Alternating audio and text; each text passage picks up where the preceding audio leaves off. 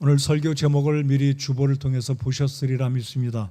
오늘 설교 제목은 교회 교사의 세 가지 사명, 교회 교사가 해야 될 일들 세 가지를 살펴보겠습니다. 아마 이 시간에 여러분 가운데 교사로 섬기는 분은 이 시간에 없을 겁니다. 다 지금 교회 학교 교실에서 우리 아이들과 중고등부 학생들을 가르치고 있고, 그리고 오후 시간에 이제 성경 공부 시간에 가르쳐 주시는 또 선생님들이 계십니다. 지금 앉아 계신 분은 교회 학교 교사는 아니시지만 성경 공부 시간에 말씀을 가르치는 분이 계시고, 또 저도 역시 교사라고 믿습니다. 자, 이제 설교를 시작을 합니다. 이탈리아의 예술가 미켈란젤로, 불세출의 세계적인 화가였습니다. 조각 작품으로도 굉장히 탁월한 조각상을 만들었는데요. 다윗상, 모세상, 그리고 제가 수주 전에 설교할 때 언급했던 피에타상, 조각으로 대단한 예술가였습니다. 그래서 미켈란젤로는 특별히 바티칸의 시스티나 성당 천장의 그림을 그리는데, 천장의 그림을 그릴 때 얼마나 목이 아프겠습니까? 물감이 얼굴로 떨어지고 장시간 굉장히 노고를 마다하지 않고 그림을 그려냈는데요. 그 그림 중에 하나가 천지창조, 지금 보시는, 순서가 바뀌었는데 지금 보시는 장면은 천지창조에서 하나님께서 아담을 만든 장면을 이렇게 그려냈고요. 그리고 앞서서 그림을 보신 것은 노아의 홍수 그림입니다. 여전히 저는 시스티나 성당을 가보지는 않았지만 세계 명화 중에 명화입니다. 오늘 이 화가 미켈란젤로가 있기까지 3명의 스승들이 있었는데 그 중에 2사람의 스승을 잠깐 소개해 드리겠습니다. 먼저 이 미켈란젤로에게 스승으로 1년을 가르쳤던 도메니코 기를란다요. 제가 이 이름을 생각해 볼 때 너무 유머스럽지는 않나 생각되지만 기를란다요. 저랑 마음이 통하신 분은 웃으셨는데 기를란다요. 잘 길렀습니다. 물론 이태리 말이겠지만 우리나라 어감으로 할 때는 기를란다요. 선생님이 자원해서 인물을 알아보고 길렀는지는 모르겠지만 그의 이름이 한국 발음으로 재미가 있습니다. 기를란다요. 자, 이 기를란다요는 이 미켈란젤로를 자신의 제자로 1년을 가르치다가, 회화를 가르치다가 이제 조각을 가르치기 위해서 조반니라는 이 이태리의 유명한 명가가 있지 않습니까? 메디치 가문의 이 조각가, 이 화가 미술 분야에 유명한 그 관심을 갖고 있는 메디치 가문의 조각학교에 조반니 선생이 운영하는 조각학교에 미켈란젤로가 들어가서 공부를 합니다. 자, 그럴 때 미켈란젤로를 가르쳤던 이 스승은 이런 말을 합니다. 그래, 내 재능보다도 더 중요한 것은 내 재능을 누구를 위하여서 쓰는 줄을 내가 알아야 된다. 이 이야기를 했습니다. 그리고는 이 조반니 선생은 미켈란젤로를 특별한 장소에 데리고 갔는데, 한 장소는 술집이고 한 장소는 성당입니다. 저는 예배당, 천주교 성당이 성스럽기 때문에 성당으로 표현한 게 아니니까 제대로 그냥 이해해 주시기 바랍니다. 일상적으로 성당이라고 부르잖아요. 저나 여러분이나 어떤 성당이 성당이다 그런 의미로 부르지는 않습니다. 그냥 예배당이죠. 자, 그래서 먼저 술집 앞에 있는 조각상을 보여주었고, 그리고 미켈란젤로를 방금 말씀드렸듯이 천주교 성당 앞에 있는 천사의 조각상을 보여주었습니다. 그리고 조반니 선생은 미켈란젤로에게 말하기를, 미켈란젤로야, 너 보지 않았느냐? 술집 앞에 있는 조각상은 술 마시는 흥청대는 흥행과 쾌락을 위해서 만들어진 조각이라면, 성당 앞에 있는 조각 천사는 그래도 우리 하나님을 나타내는 주의 영광을 위한 조각 작품이 아니냐? 너는 내 기술과 재능을 무엇을 위해서 쓰기를 원하느냐? 라고 물었을 때 미켈란젤로가 대답하기를, 하나님의 영광을 위해서, 선생님, 저는 하나님의 영광을 위해서, 하나님의 영광을 위해서 쓰겠습니다 라고 대답을 했답니다. 굉장한 동기를 조반니 선생은 미켈란젤로에게 조각을 배우는 초기서부터 가르쳐서 그 결과로 위대한 하나님의 영광을 나타내는 하나님의 예술 작가 미켈란젤로가 있게 된 겁니다. 그래서 훌륭한 스승 밑에 누가 나온다고요? 청출어람이란 말도 있지만 훌륭한 스승 밑에 훌륭한 제자가 나오는 법입니다. 지난 15일은 스승의 날이었습니다. 우리 교회에 하나님의 말씀을 가르치는 귀한 선생님들로 인해서 감사드리고, 또 우리 교회 성도들을 위해서 말씀을 가르치는 우리 선생님들, 이 시간을 빌어서 감사를 표합니다. 다음 주에는 부부주일로 예배를 드릴 텐데 부부주일에 대한 말씀을 기대해 주시기 바랍니다. 오늘도 제가 잠깐 1부 예배 마치고 다음 주일 말씀을 또 묵상하고 정리를 했는데요. 다음 주일에는 부부의 말씀으로 우리 부부 여러분들께 복된 말씀이 되기를 바라고, 워낙 오늘은 부부주일과 스승의 주일을 같이 묶어서 예배를 드리려고 했는데 아무래도 제가 나눠서 교사분들에게 필요한 말씀을 드리는 게 좋겠다 싶어서 에베소서 4장 11절로 16절 말씀을 나누겠습니다. 우리 11절을 다시 한번 보시겠습니다. 한 번 더 같이 읽겠습니다. 11절 다 같이 읽겠습니다. 시작.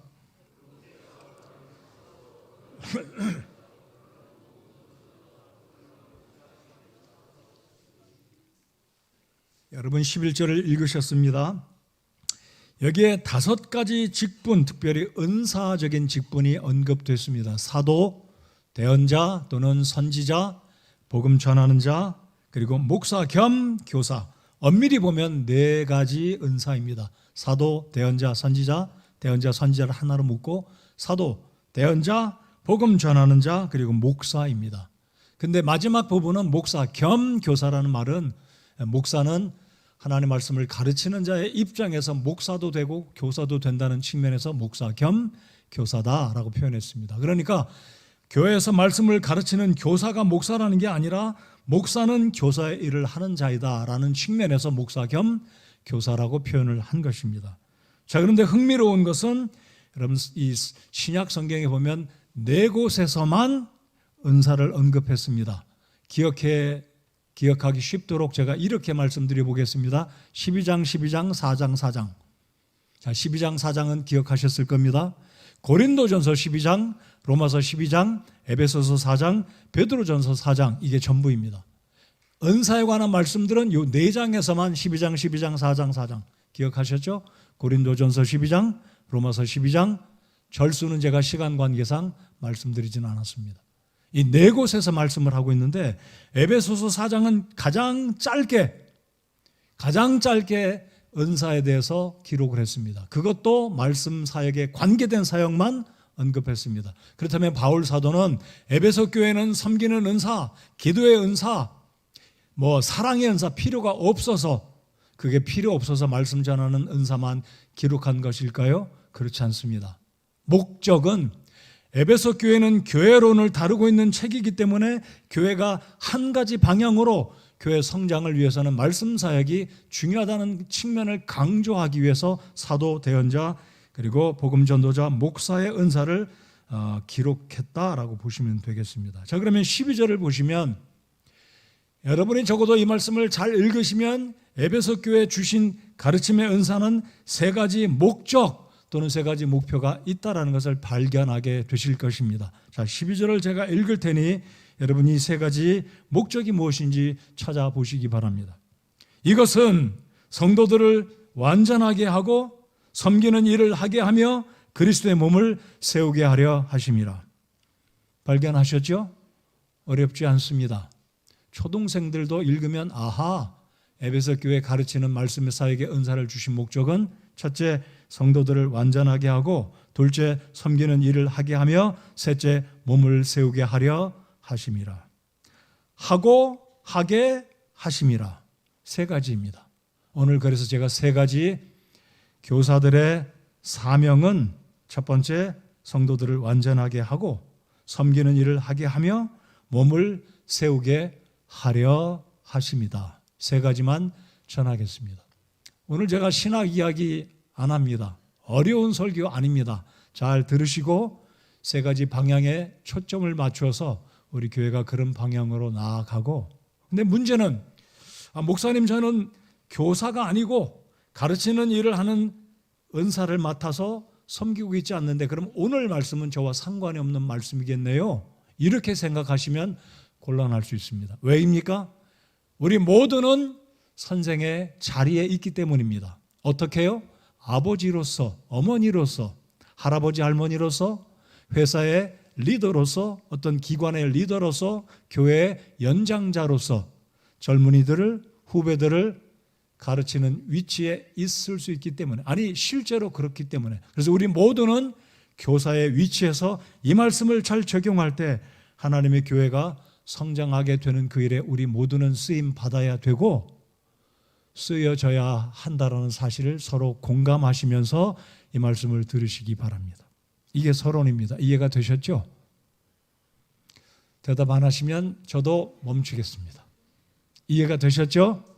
네. 자, 이제 그러면 첫 번째, 성도들을 완전한 사람으로 세우는 일에 우리가 함께 해야 된다라는 것. 특별히 지금 가르치고 계시는 우리 선생님들께는 제가 1부 때 말씀을 드렸고, 우리 하나님께서 이 교회, 우리 교회에 4가지 또는 5가지 말씀을 통해서 가르치는 은사를 주신 이 목적은 첫 번째로 성도들을 완전한 사람으로 세우는 일에 있다라는 것 기억하시기 바랍니다.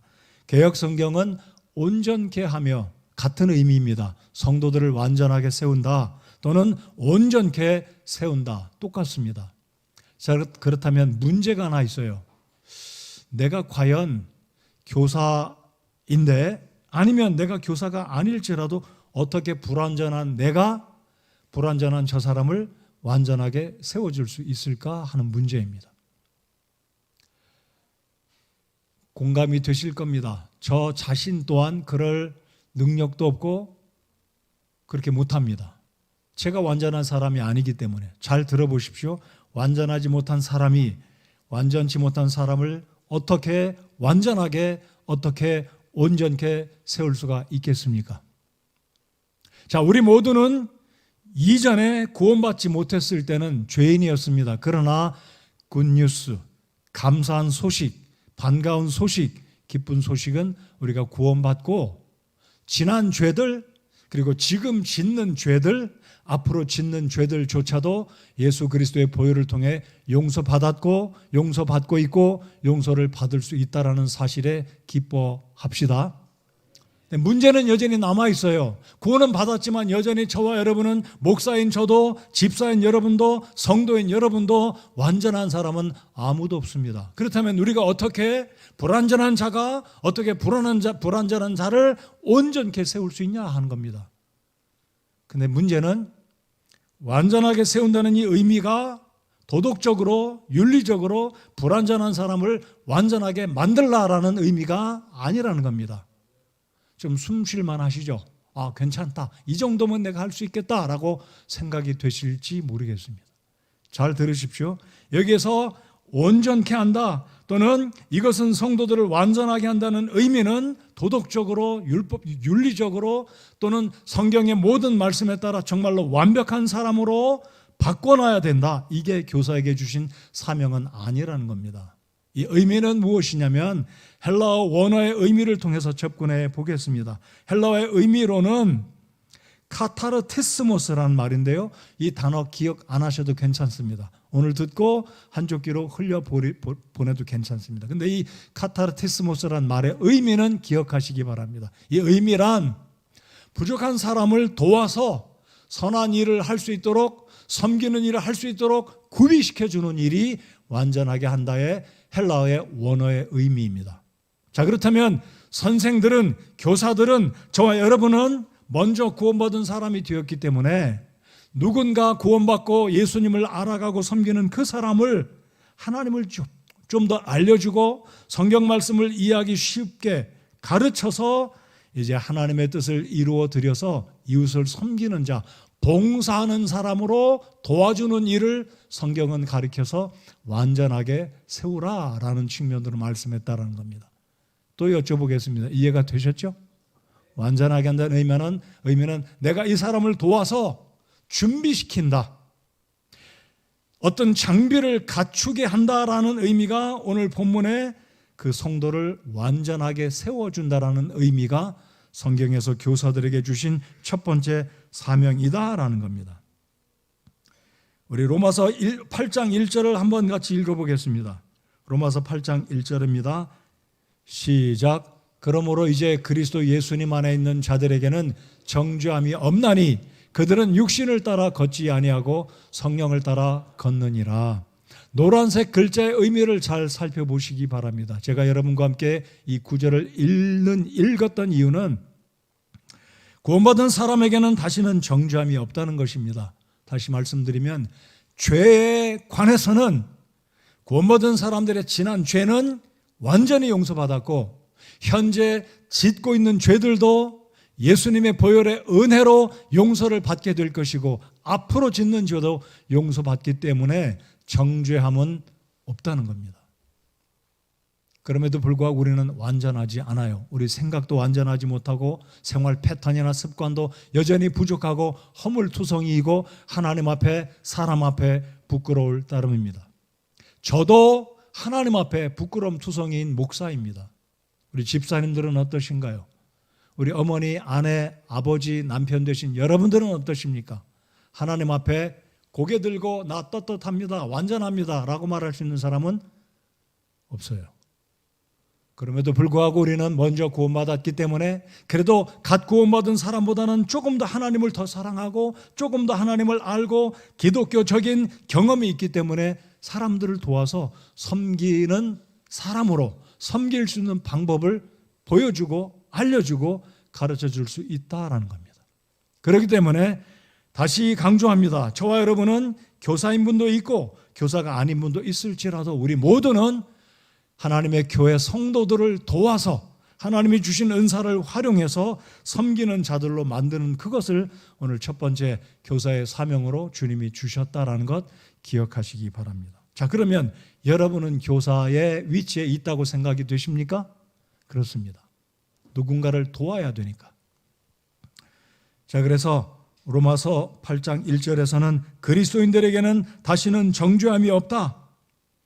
인간적인 측면에서 우리는 여전히 허물이 많고 부족하고 연약한 존재인 것은 분명하지만 하나님의 시각 앞에서는 우리는 정죄함을 받지 않는다. 이것이 복음이고 이것이 예수님의 십자가의 보혈의 은혜요 선물인 줄을 믿습니다. 자, 그렇다면 성경은 이를 가리켜서 구원받은 이후에 하나님의 마음에 합한 거룩한 삶을 살아가라고 말씀하시는데 이 과정을 성화다라고 말합니다. 성화. 우리는 그래서 구원받은 이후에 다시는 정죄함을 받지 않지만 성화의 삶을 살아야 되고 성화의 과정에 있다라고 믿습니다.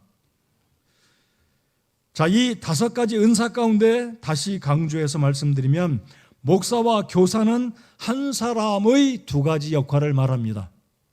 한 사람의 2가지 역할.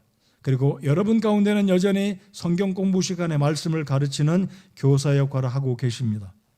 자, 그래서 우리 그리스도인들은 구원받고 난 후에 정죄함은 하나님 앞에 없지만 천국에 들어가기까지 여전히 실수도 있고 허물도 있고 죄도 짓습니다. 아니, 죄를 지으면 죄인이 아닌가요? 라고 말할 수 있습니다. 그 말은 어폐 같지만 죄인이기도 합니다. 죄를 지었으니까요. 그러나 그 죄 때문에 지옥에 가고 하나님이 우리를 사탄 앞에서 참소, 죄인이다라고 우리 하나님이 우리를 공격하거나 한쪽 코너로 몰아가지는 않는다라는 겁니다. 이 말씀의 의미를 잘 이해하시리라 믿고요. 자, 그래서 성도들을 세우는 그 일, 이 의미는 오늘 살펴본 12절에서 교사들은 은사를 받은 말씀을 통해서 성도들을 세우는 그 사명자들은 첫 번째로 성도들을 완전하게 하는 일을 감당해야 된다라는 겁니다.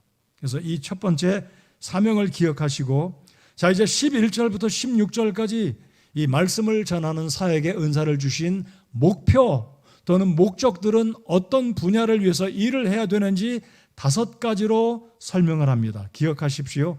5가지 은사, 이 5가지 은사들은 무엇을 위해서 어떻게 성도들을 가르쳐서 성장하고 그리스도의 충만한 분량에 이르도록 해야 되는지 5가지 이유를 말씀합니다. 5가지 이유. 자, 첫 번째로 완전하게 하라. 자, 12절에 언급되어 있죠. 완전하게 하라. 은사를 주신 것은 성도들을 완전케 하라. 그래서 이 완전하게 이 표현의 의미가 11절로 16절까지 두 번이 언급됐습니다. 두 번. 그 다음에 또 다른 하나는 성장하게 하려 함이라. 두 번째, 세 번째는 몸을 자라게 하여. 그리고 끝으로 다섯 번째는 더 이상 어린아이가 되지 아니하여. 완전하게 한다. 성장하게 하려 함이라. 몸을 자라게 하며 더 이상 어린아이가 되지 아니하여. 그러니까 이 다섯 가지 은사를 주심은 이 성도들을 이런 측면으로 가르치고 변화를 이루라는 측면으로 목표와 목적의 의미를 다섯 가지로 우리 주님께서 본문을 통해 우리에게 말씀해 주고 계신 것입니다. 우리 13절을 또 한번 보실까요? 13절입니다. 그래서 이 다섯 가지 방법, 다섯 가지 이유를 통해서 궁극적인 목적은 13절에 나타나 있습니다. 우리 13절 앞에 있는 스크린 모니터를 보시고 읽어 보시겠습니다. 시작. 마침내 우리가 다 믿음과 하나님의 아들을 아는 것에서 하나가 되어 완전한 사람에 이르고 그리스도의 충만하심에 장성한 분량에까지 이르리니. 최종 목표, 다섯 가지 은사를 주심은, 교회에 가르치는 은사를 주심은 최종적인 목표, 모든 그리스도인들로 하여금, 즉 교회로 하여금 우리 교회의 머리 되신 예수님의 충만하심의 장성한 분량에까지 이르리니, 부족함과 허물이 없는 상태까지 이르도록, 다시 말씀드리면 성화의 과정, 완벽한 영화의 단계까지 이르도록 이 다섯 가지 은사를 활용해서 성도들을 바꾸어 놓으라. 어린아이 같은 자 더 이상 어린아이가 아니고 진리를 분별하지 못해 미혹해서 이단 교리에 휩쓸려서 이리저리 요동하는 자가 되지 아니하고 14절 15절 오직 사랑 안에서 진리를 말하며 모든 일에서 그분 안에 이르도록 성숙한 그리스도인들로 만들라는 것이 다섯 가지 의미로 설명해 주고 계시다는 겁니다. 그래서 이런 측면에서 사도 바울은 오늘 에베소서 4장 11절로 16절까지 이렇게 설명했다면, 베드로 사도는 두 곳에서 성화의 과정, 성장의 과정, 교사들이 해야 될 일을 통해서 성도가 어떻게 돼야 할지를 두 곳에서 이야기하는데, 베드로전서 2장과 베드로서 3장입니다. 3장 18절을 먼저 같이 읽어보시겠습니다. 3장 18절 읽겠습니다. 시작. 오직 은혜 안에서 자라고 우리 주 곧 구원자 예수 그리스도를 아는 것에서 자라라. 그분께 영광이 이제와 영원토록 있기를 원하노라. 아멘. 사도 베드로는 교사들로 하여금, 목사로 하여금 하나님 말씀을 가르쳐서 성도들을 섬기고 다른 사람들을 섬기는 자로 만들도록 이러한 과정으로 하나님 말씀을 가르치라, 어린아이의 상태를 뛰어넘으라는 측면으로 말씀의 은사를 통해 가르치라는 말씀을 해주고 있습니다. 베드로전서 2장 2절 너무나 잘 아는 말씀이죠. 2장 2절도 같이 한번 읽겠습니다. 시작. 새로 태어난 아이들로서 말씀의 순수한 젖을 사모하라. 이것은 너희가 그 젖으로 말미암아 성장하게 하려 함이라. 성장의 포커스가 되어 있습니다. 그 성장의 방법은 하나님의 말씀, 영적인 젖을 먹고 하나님 말씀을 통해 힘을 얻어서 성장하라라는 측면으로 베드로 사도가 이야기합니다. 자, 그러니까 첫 번째, 교회 학교의 이 교사들에게 주시는 사명, 반드시 해야 될 첫 번째 일은 성도들로 하여금 온전한 자로 만들라. 온전한 자란 섬기는 자가 될 수 있도록 준비시켜라, 훈련시켜라 라는 의미가 완전케 하라 또는 온전케 하라라는 의미다라는 것입니다. 자, 두 번째로 가겠습니다. 두 번째, 교사들의 사명은 성도들을 섬기는 자로 세우는 일입니다. 저는 기독교의 핵심 중에 하나가 섬기는 자로 만드는 것입니다. 나 또한 섬기는 자가 되어야 될 뿐만 아니라 다른 사람들을 양육하는 근본적인 목적과 목표는 섬기는 자로 만드는 것입니다. 하나님의 말씀만 알고 지식만 구비된 사람이 아니라 말씀을 배웠으면 그 다음 단계로 섬기는 자가 되게 하는 것이 기독교의 본질적인 문제, 복음의 목표, 하나님이 기대하시는 아주 중요한 분야가 섬기는 일이다라는 것입니다. 양육의 가장 주된 목적과 목표는 내가 가르치는 사람들로 하여금, 그리고 나 자신을 포함해서 우리는 섬기는 자가 되는 것입니다. 섬기기 위해서 예수님이 오셨습니다. 섬기는 자가 되기 위해서 우리는 부단 없이 말씀을 배우고 익히고 양육을 받는 자가 되고 양육을 하는 자가 되어야 된다라는 것입니다. 여러분, 신약성경 복음서를 보면 예수님은 제가 알고 있는 한 단 한 번도 유대교 지도자들을 칭찬하신 적이 없습니다. 단 한 번도 없으세요. 바리새인이 됐든 사두개인이 됐든 서기관이 됐든 대제사장이 됐든 한 번도 칭찬하지 않으셨습니다. 왜일까요? 이들은 지식적으로 하나님 말씀은 부족함 없이 알았습니다. 율법 거의 완벽에 가까울 정도로 알았습니다. 전통, 절기 충분히 이해했던 사람들입니다. 사람들 앞에 리더로 세움받기에 부족함이 없는 사람들이었습니다. 그리고 그런 직책도, 그런 직무도, 그리고 직분도 다 받았던 사람들입니다. 자기 분수를 잊어버리고 남용하는 직무, 직분, 직책의 자리에 있던 자들이 아니었습니다.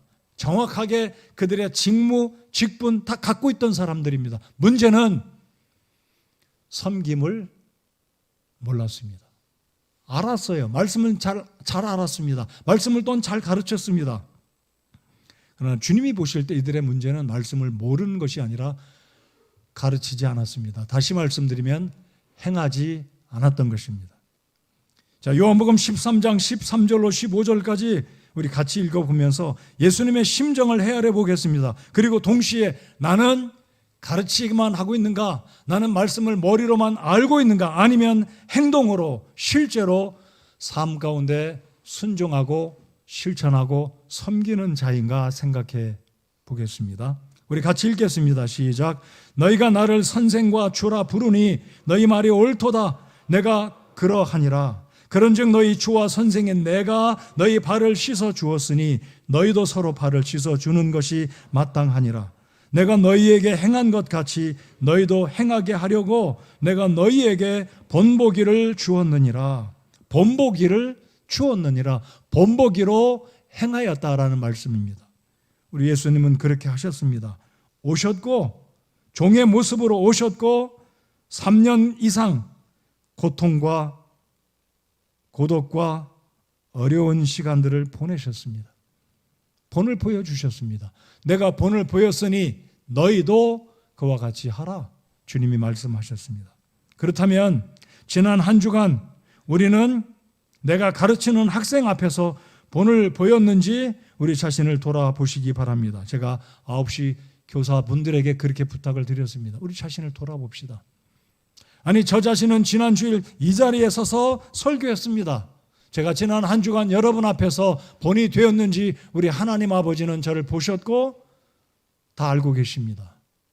어찌 보면 그 일부분 제 아내와 저희 자식들이 저를 보았습니다. 우리 아버지가 목사고 내 남편이 목사인데 말로만 하나님 말씀을 가르쳤고 행함이 있었는지 없었는지 우리 가족이 저를 판단할 수도 있을 것입니다. 교사 여러분들, 성도 여러분들, 우리는 가르치만 하고 있고 말씀만 알고 있고 암송하고 있고 다른 사람 앞에서, 믿음의 후배들 앞에서, 나를 따라오는 후배 성도들 앞에서, 나이가 어린 사람들 앞에서 나는 선배로 본을 보이고 있는지 한 주간을 뒤돌아 보시기 바랍니다. 가르치기만 하고 행하지 않는다면 야고보 사도는 조심하라, 많이 선생되지 말라라고 경고하고 있는 말씀을 또한 잘 알고 있습니다. 우리는 하나님 말씀을 잘 아는 것 중요합니다. 우리 말씀 다시 한번 제가 강조하고 싶어서 이 말씀을 읽기 원합니다. 14절 보시기 바랍니다.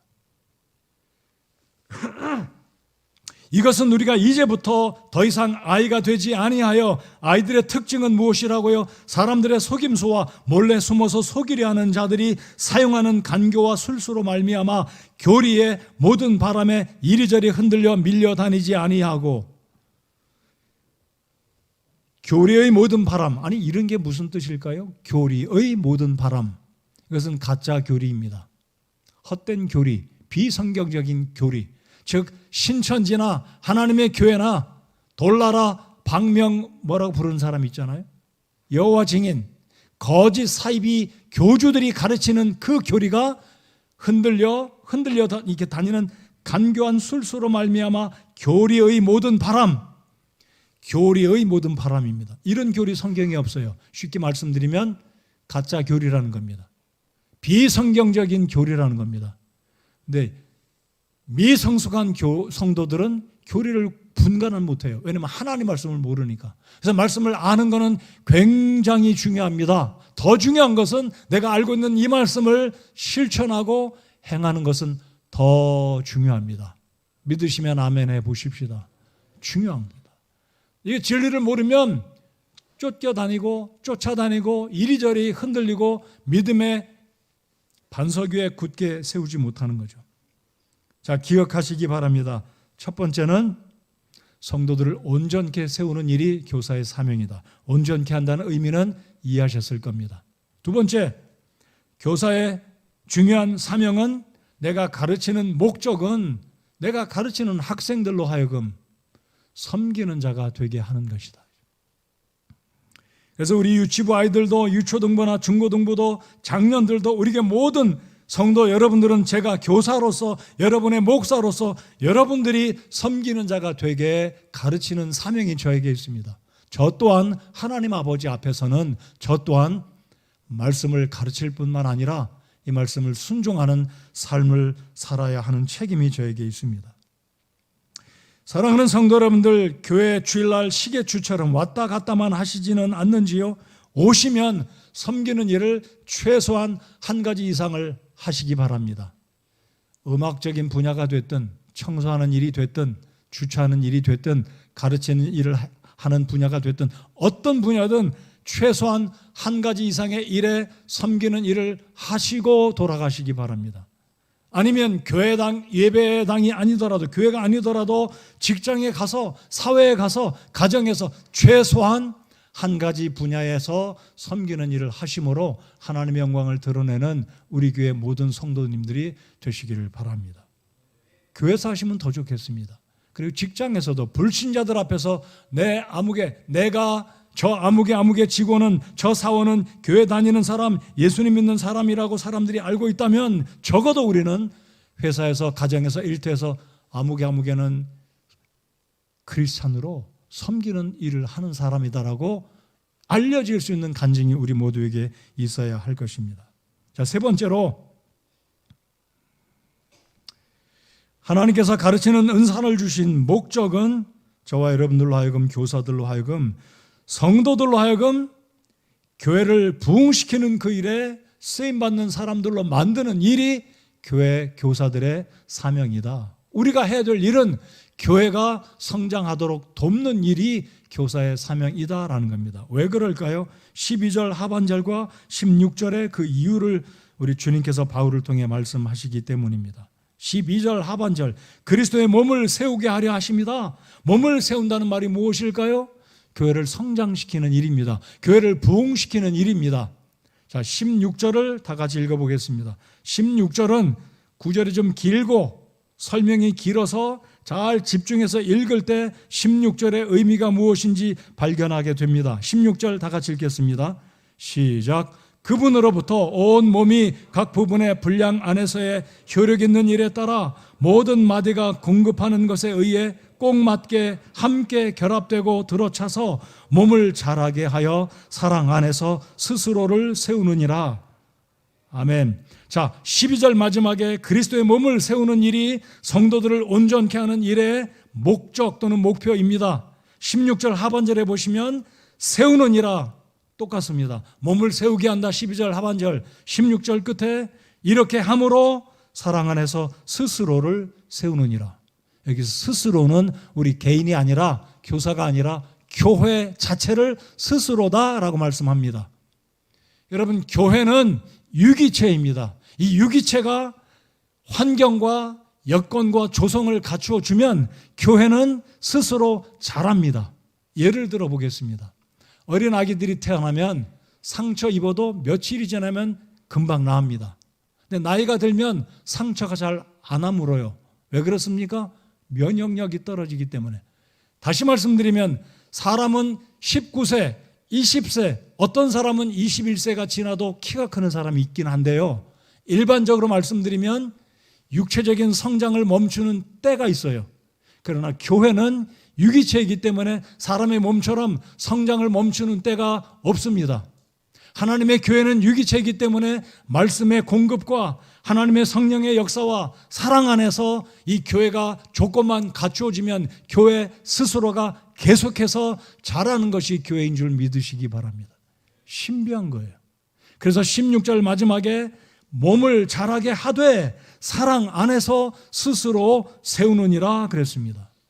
그러므로 교회란 하나님께서 각양 은사를 주셨습니다. 사랑의 은사, 인내의 은사, 봉사의 은사, 기도의 은사, 전도의 은사, 음악적인 은사, 각양 은사를 주셨는데 에베소서만큼은 말씀의 은사만 언급했어요.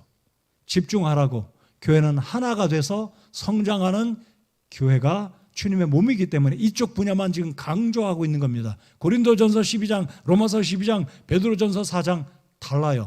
다양한 은사가 언급됐습니다. 그러면 왜 유독 에베소서는 이렇다고요?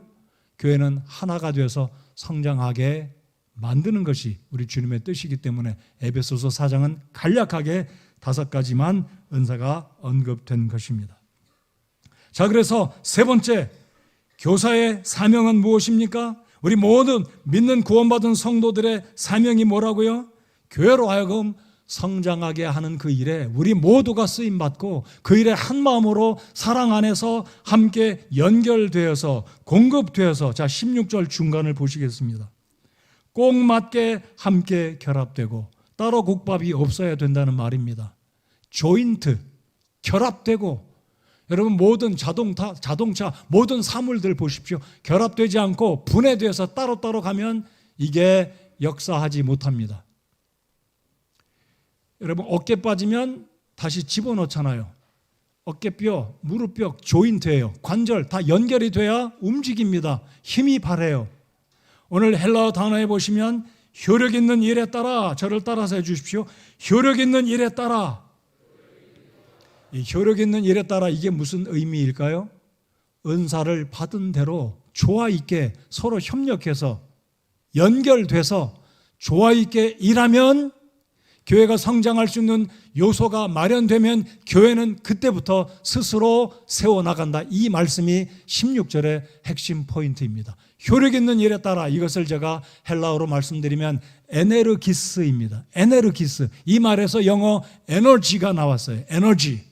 에너지란 말은 효력 있게, 능력 있게 힘을 발한다, 역동적이다, 다이나믹하다라는 말이 이 단어에서 파생되어 있습니다. 자, 그렇다면 교회에 우리 주님께서 각양 다른 은사를 주셨습니다. 기도의 은사, 인내의 은사, 사랑의 은사, 섬김의 은사, 다양한 은사를 주셨는데 이 은사들이 적절하게 조인트가 돼서 연합돼서 결합돼서 하나가 돼서 한 방향으로 가면, 후반절을 제가 읽겠습니다. 모든 마디가 공급하는 것에 의해, 무엇에 공급하는 것에 의해서요? 성령 하나님의 역사에 의해서 힘을 얻어서 에네르기스, 효력 있는 일에 따라 성도가 힘을 얻어서 조화 있게 한 방향으로 몸을 자라게 하여. 누구의 몸이라고요? 내 몸이 아닙니다. 교회의 몸, 예수님의 몸, 지체들을 자라게 해서 사랑 안에서 스스로, 교회 스스로를 세운다라고 말씀합니다. 다시 강조해 드리고 싶습니다. 그러므로 성도 여러분, 여러분 받은 은사를 활용해서 섬기시기 바랍니다. 섬기는 자가 되십시오. 어떤 사람은 교회가 부흥하는 일에 일조하지 못할 수 있어요. 그런데 일조하지 못할 망정 교회에 걸림돌이 되고 있지 않는지 여러분 자신을 돌아보시기 바랍니다. 여러분 구원받은 성도는 최소 한 가지 이상의 은사를 분명히 주님이 주셨습니다. 여러분이 비록 교사의 은사가 없을지라도 섬김의 은사, 인내의 은사, 구제의 은사, 기도의 은사 다 있어요. 음악적인 은사, 다양한 은사가 다 있어요. 그렇다면 이 은사를 가지고 온전케 하고 섬기는 일에 동참해야 되는데, 하나님이 주시는 은사를 가지고 교회를 세워나가야 되는데 교회를 세우지는 못할 망정 방해하고 걸림돌이 돼서는 하나님 아버지 앞에 무슨 낯으로 살아가겠습니까? 주님을 뵐 때 어떻게 그 일을 감당하시겠습니까? 목사인 제가 여러분 이 말씀을 드릴 때 공감하실지 모르겠습니다. 여러분 구원받은 성도이고 본교회 회원이라고 믿으십니까? 섬기십시오. 교회를 부흥케 하십시오. 우리 주님은 우리 교회가 부흥되기를 원합니다. 아니, 여러분도 우리 교회가 부흥되기를 원합니다. 저도 우리 교회가 부흥되고 성장하고 모든 우리 교회 성도들이 섬기는 자가 되기를 저는 소망하고 꿈꿉니다. 그런데 주님이 주신 은사를 활용하지 않으면 따로 국밥으로 도움이 되지 못할 망정 죄를 뿌리거나 걸림돌이 돼서는 되겠습니까? 주님의 성령이 주시는 음성으로 받으시기 바랍니다. 미국의 지미 카터 대통령 이미 얼마 전에 최근에 작고했죠. 90몇 세로 작고한 걸로 제가 알고 있습니다. 여러분, 이 지미 카터 전 대통령은 청년 시절부터 주일학교 교사로 활동했습니다. 대통령 퇴임한 이후에도 계속해서 교사를 맡아 봉사하였기에 미국의 교회들에게 굉장한 간증이 있었습니다. 이분은 조지아주 플레인스라는 도시의 마라나타 침례교회 성도였는데 집사로, 그리고 특별히 집사보다도 더 유명한 것은 교사로 20대부터 90 넘어서 죽기까지 계속해서 교사로 섬겼다는 것이 미국 교회 많은 교회들의 간증이 되어서 수백 명씩 교회 와서 이분이 도대체 어떤 분인지, 이분이 어떤 간증으로 교회를 섬기는 집사인지 미국의 교회 성도들이 이 교회를 방문했다는 이야기가 있습니다. 전직 대통령이라는 지위도 다 내려놓고 겸손하게 평범한 성도처럼 행동하며 자리 정돈하고 일찍 와서 예배당 문을 여는 그 일을 겸손히 했다고 합니다. 그 중에 한 가지가 헤비타트라는 게 있어요. 열악한 나라에 가서 집을 지어주는 헤비타트 운동에 같이 동참한 분이었습니다. 사랑하는 성도 여러분들, 집사 여러분들, 자매님 여러분들, 형제 여러분들, 우리 모두에게는 구원받은 성도에게 적어도 최소한 한 가지 이상의 은사를 주님이 주신 줄 믿으시기 바랍니다. 발견하시기 바랍니다. 그리고 그 은사를 가지고 오늘 16절에 있는 말씀처럼 성령 하나님이 우리 가운데 중심이 되어 주셔서 효력 있는 일에 따라 에네르기스, 에너지가 되어서 성령 하나님을 중심으로 모든 마디가 공급하는 것에 의해 성령 하나님에 의해 꼭 맞게 함께 결합되고 들어차서 몸을 자라게 하여 나를 자랑하고 나를 드러내는 게 아니라 어찌든지 주님의 교회가 성장하고, 그래서 침례 요한이 이런 말을 하지 않습니까? 그분은 반드시 흥하여야 하되 나는 반드시 쇠하여야 하리라 하니라. 요한복음 3장 30절 같이 읽어보며 도전받기 원합니다. 우리 같이 읽어봅시다. 그분은 시작. 그분은 반드시 흥하여야 하되 나는 반드시 쇠하여야 하리라. 여러분, 침례 요한이 쇠하면 얼마나 쇠하겠습니까? 물론 순교당했죠. 헤롯에 의해서 목배임을 당했으니까요. 근데 이 의미는 저렇게 이해합니다. 강조한 거죠. 우리가 쇠해지기를 원한다고 해서 진짜 쇠해질 수 있겠지만 하나님이 이런 마음을 품은 하나님의 백성들을 쇠하도록 그냥 방치하시겠습니까? 이 의미는 그만큼 침례 요한은 오직 사나 죽으나 그가 구약의 마지막 선지자요, 이 신약시대를 여는 마지막 선지자의 교량 역할을 하면서 혹여라도 행여라도 높임 받으실 예수님을 가리우거나 자신의 이름을 높일까 두려워서 그분은 반드시 흥하여야 하되 나는 반드시 쇠하여야 하리라. 이런 마음으로 주님의 교회가 부흥되기를 애쓰고 힘쓰는 목사와 집사와 우리 성도 여러분들 모두가 돼야 하겠습니다. 오늘 13절에 더 이상 어린아이가 되지 말고, 예수님 믿은 지 얼마가 됐는데 여전히 어린아이 상태에 머물고 있겠습니까? 언제까지 잘못된 교리와 가르침에 미혹되어서 이리저리 흔들리고 요동하는 성도의 모습으로 살아가야 되겠습니까? 15절, 사랑 안에서 진리를 말합시다. 사랑 안에서 진리를 말합시다. 아멘이신가요? 16절, 사랑 안에서 스스로 세워가는, 교회가 스스로 세워갈 수 있는 여건을 우리 스스로가 조심하며 겸손하게 주님 제게 주신 은사는 참 부족하지만 주님 제게 주신 은사, 이 한 가지 은사 기쁨으로 감사하며 특권으로 인식하고 주님의 교회를 섬기겠습니다. 이런 마음으로 우리가 주님의 교회를 섬길 때, 교사의 일을 감당할 때 효력 있는 일로 성령 하나님은 우리 가운데 중심체가 되셔서 코어 역할을 하셔서 연결시켜 주시고 교회로 하여금 스스로 부흥시키고 성장시켜 주실 줄을 믿습니다. 성도 여러분들, 우리 사역자들과 교사들을 위해서 기도해 주시기 바랍니다. 저를 위해서 기도해 주심에 감사드리고 우리 교회학교에서 지금 일하는 우리 선생님들 위해서 기도해 주시고 성경 공부반 인도하는 우리 집사님들 위해서 기도해 주시기 바랍니다.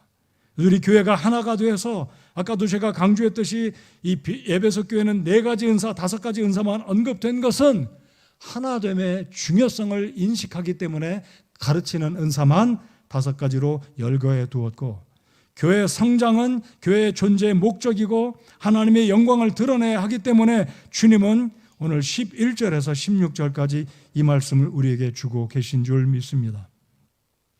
자, 고린도전서 3장 6, 7절 말고 읽고 기도하겠습니다. 고린도전서 3장 6, 7절입니다. 자, 읽겠습니다.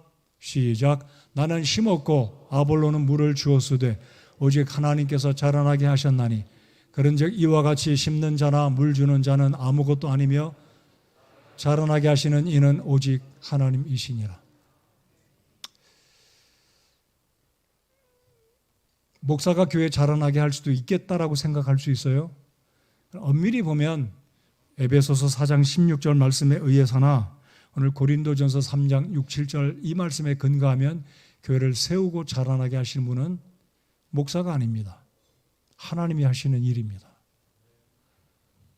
바울은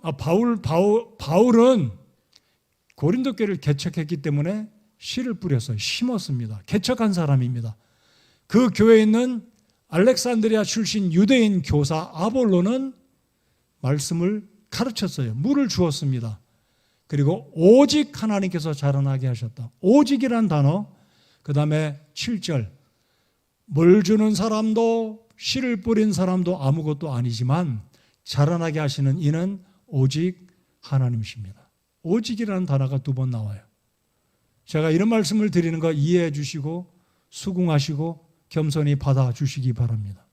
여러분이 지금껏 이 교회를 수십 년 섬겼을지라도 우리 교회가 있게 한 것은 여러분의 수고도 하나님이 기억하시겠지만 하나님이 하신 일입니다. 여러분 헌금을 얼마를 드렸든 어떤 헌신을 하셨든 이 교회를 자라나게 하신 분은 오직 하나님 한 분이심을 인정할 때 우리가 교만하지 않게 될 것입니다. 저도 14년 담임 목사로 이 교회를 위해서 나름대로 일해왔습니다. 그러나 제가 한 것은 없어요. 솔직한 고백입니다. 주님이 제게 주신 가르치는 은사, 저 목사로서 가르치는 은사를 주님이 주셨다고 믿기에 잘 감당하려고 애쓰고 있고 노력하고 있는 중에 있습니다. 그럼에도 불구하고 이 교회를 자라게 하고 지켜주시고 성장케 하신 것은 우리의 연수가 아닙니다. 수고가 아닙니다. 하나님이 하셨습니다. 이거 확신하시고 누구 앞에서도 하나님 앞에서도 또는 다른 교회 앞에서도 내가 수십 년 섬겼다 감사해야 될 일이지만 이거 자랑하지 않는 겸손한 우리 교회 성도들, 집사들, 저 되기 바랍니다. 이게 성경적입니다. 이럴 때 주님이 기뻐하십니다. 결론입니다. 우리 모두는 교사가 아닐 수 있어요. 목사는 교사이지만 모든 교사는 목사가 아닙니다. 그리고 이 시간에 앉아 계신 여러분들 교사가 아닐 수 있으세요. 그러나 우리는 어떤 측면에서 아버지로, 남편으로, 할아버지로, 할머니로, 아내로, 인생의 선배로 우리는 어떤 사람 앞에서는 교사이고 스승입니다. 이 일을 해야 되는 목적은 사람들을 세우는 일입니다. 섬기는 자로 만들기 위해서. 사랑하는 성도 여러분들, 우리 스스로도 섬기는 자가 되어야 할 뿐만 아니라 섬기는 자들로 만들어가는 우리 교회 모든 성도들 되시기 바랍니다. 그리고 겸손하게 이 일을 하시고 하나님을 인정하고 하나님만 높여드리는 우리가 될 때 하나님이 우리 교회를 복 주시고 우리 교회 부흥시켜 주시리라고 믿습니다. 오늘 예수님을 영접하지 않았기 때문에 아직 구원받은 확신이 없으신 분들은 우리 예수님을 믿으시고 구원받으실 때 연결될 수 있을 겁니다. 연결되지 않으면 공중에 떠 있는 거예요. 교회는 오셨지만 분명히 예수님과 연관이 없는 사람입니다. 그렇게 살다가 세상 떠나면 천국에 계신 주님 뵙지 못합니다. 앞서간 천국에 가신 가족들 만나지 못합니다. 영원한 이별일 겁니다. 예수님을 영접하셔야 거듭나서 구원받고 이 교회의 진짜 지체가 되는 것입니다. 우리 일어나서 함께 찬송하겠습니다.